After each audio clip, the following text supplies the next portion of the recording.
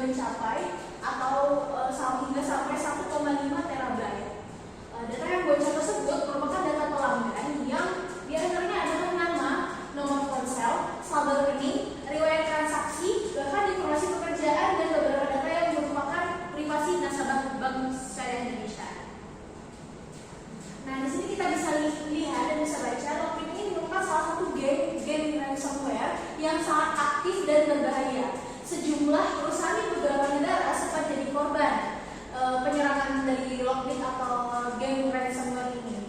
Di antaranya pabrik ban Continental hingga perusahaan besar Prancis, Thales Group. Ransomware merupakan perangkat lunak yang dirancang untuk mengenkripsi data di dalam sistem atau perangkat, mencegah pemiliknya mengakses data tersebut.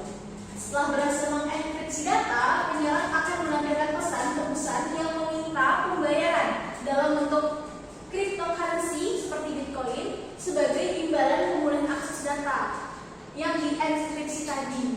Jika pesan tidak dibayar, data tersebut mungkin hilang secara permanen atau bisa saja dapat diperjualbelikan oleh penyerang. Oke, untuk kronologi serangan cyber di BSI 2023 ini itu dimulai pada tanggal 8 Mei 2023. Nasabah BSI itu mulai mengeluh dalam sistem layanan bank terganggu, mulai dari aplikasi mobile banking, jaringan ATM dan juga teller di kantor cabang tidak bisa digunakan secara maksimal. Kejadian awalnya bank menyebutkan masalah ini sebagai maintenance system. Selanjutnya pada tanggal 9 Mei 2023 itu layanan masih belum pulih sepenuhnya dan sejumlah transaksi itu tetap tidak bisa berjalan dengan baik. Belum ada kecurigaan terhadap gangguan ini disebabkan oleh serangan cyber.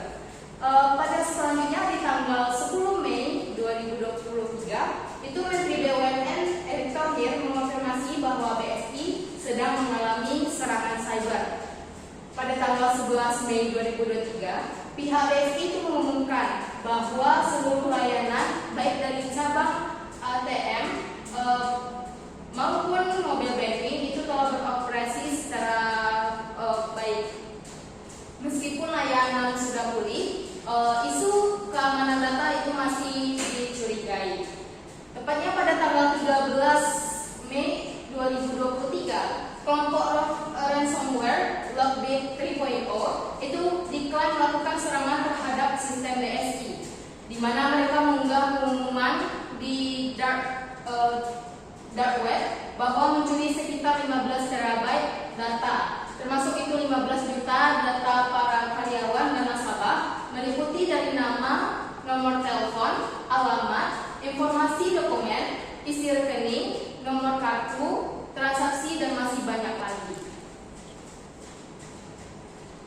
Di tanggal 13 Mei 2023 itu pihak BSI itu mengontak mereka karena ancaman dari kelompok ini.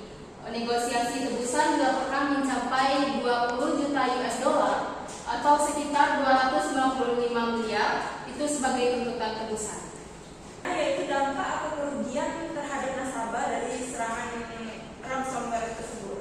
Yang pertama yaitu pencurian identitas, yang kedua itu adanya penipuan menggunakan data seperti nama alamat, nomor telepon untuk menelpon atau mengirim pesan palsu yang sering kali meminta Anda mengklik tautan berbahaya atau memberikan kode OTP.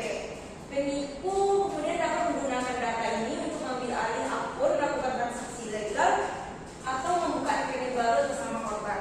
Yang ketiga seperti penyalahgunaan finansial, di mana contohnya seperti membuka rekening palsu, penipuan investasi, dan penggunaan dana orang lain untuk kepentingan pribadi. Yang terakhir itu menggunakan data nasabah untuk mengakses sejumlah sosial media.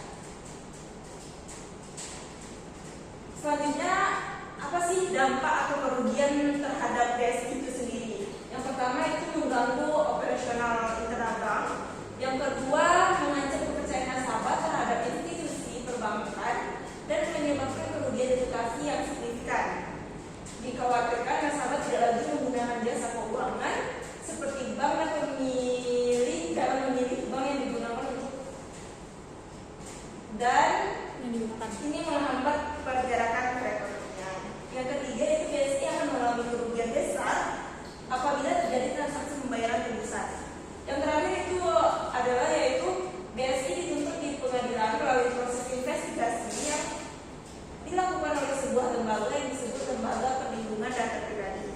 dan ini